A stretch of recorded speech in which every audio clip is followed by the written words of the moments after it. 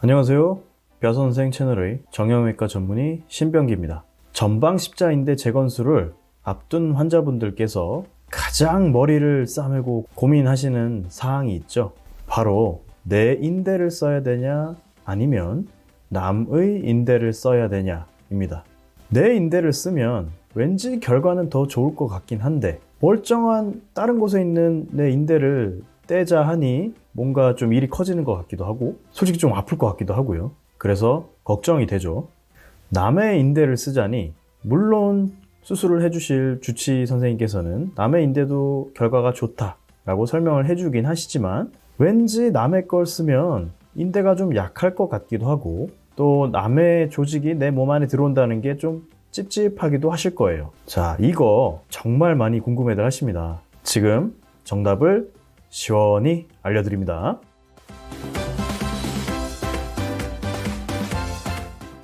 자, 이번 시간에는 여러분들의 시간을 절약해드리기 위해서 일단 결론부터 박아놓고 시작하겠습니다.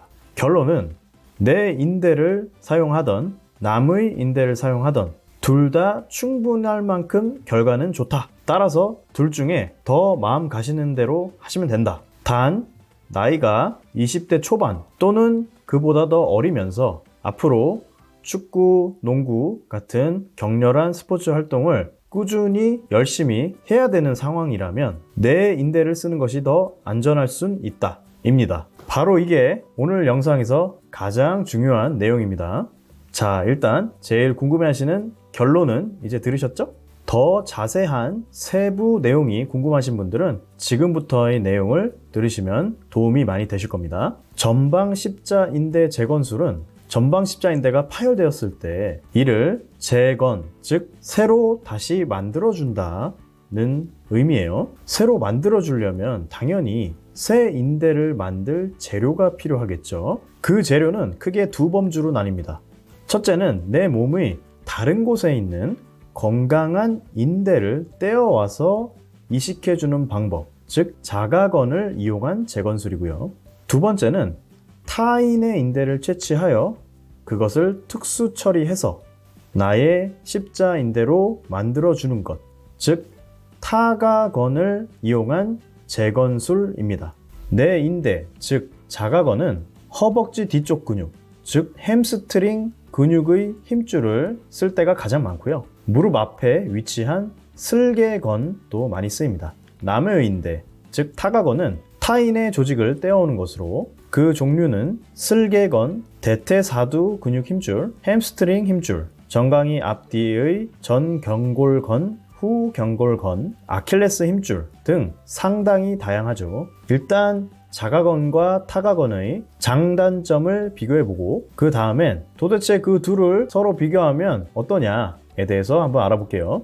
자가건의 장점은 첫째, 내 몸에 원래 있는 조직이기 때문에 인대가 무릎 안에 뿌리를 내려서 자리를 잡는데 시간이 적게 걸립니다.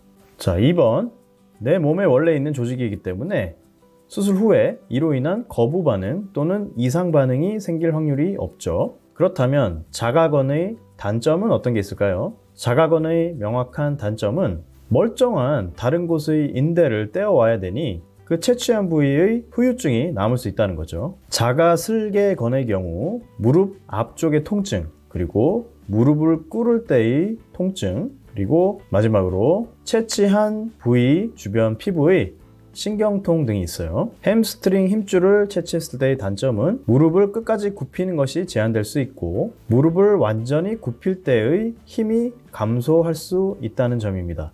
또한 햄스트링 힘줄 역시 채취한 부위 주변 피부의 신경통이 발생할 수 있어요.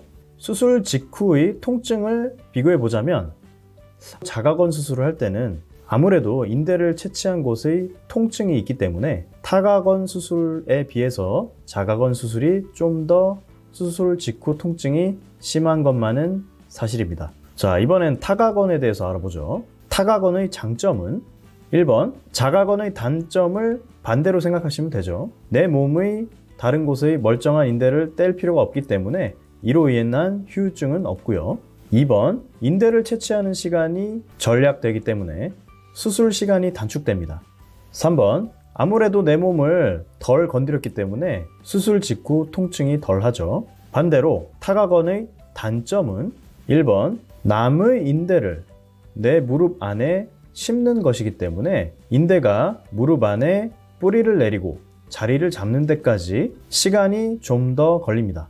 2번 남의 조직을 내 몸 안에 집어넣는 수술이기 때문에 이론적으로 이에 대한 거부 반응 혹은 이상 반응이 생길 확률이 있어요. 3번 타각원 인대를 통하여 질병이 전달될 이론적 가능성 역시 있습니다. 자, 이렇게 장단점을 서로 나열해 봤어요. 하지만 우린 결국 깔끔한 결론이 필요하죠. 그래서 도대체 둘 중에 뭐가 더 좋다는 거냐? 이거란 말이죠.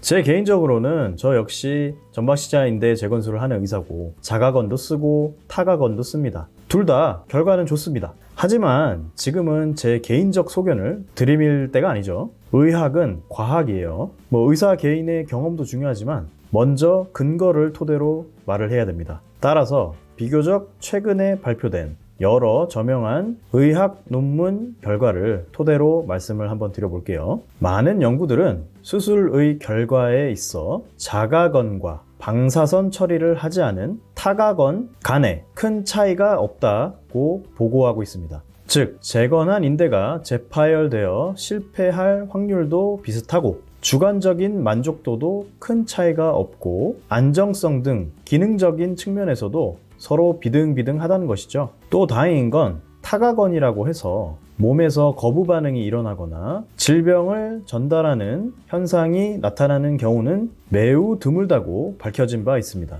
단, 타가건이 자가건과 비교해서 큰 차이 없이 좋은 결과를 얻기 위해서는 전제 조건이 있어요. 재활을 천천히 해야 되고 스포츠 활동으로의 복귀도 좀 더 천천히 해야 됩니다. 왜일까요? 타가건은 자가건에 비해 내 몸에 뿌리를 내리고 자리를 잡는데 좀 더 시간이 걸리기 때문입니다. 따라서 자가건 수술은 수술 후에 재활 과정이 원만히 이루어졌다면 수술 후 9개월이 되는 시점부터 스포츠 활동으로의 복귀를 고려해 볼 수 있지만 타가건 수술은 수술 후 12개월, 즉 1년은 지나야 조심스레 스포츠 활동으로의 복귀를 생각해 볼 수 있어요. 또한 25세 이하, 즉 20대 초반이며 활동적인 스포츠 활동을 지속해야 하는 분이라면 타가건 수술은 좀 더 신중히 선택해야 됩니다. 이렇게 어리고 활동적인 환자들인 경우 자가건이 타가건에 비해 기능적으로 결과가 더 좋고 인대 재파열 확률도 적다는 연구 결과들이 있기 때문이죠.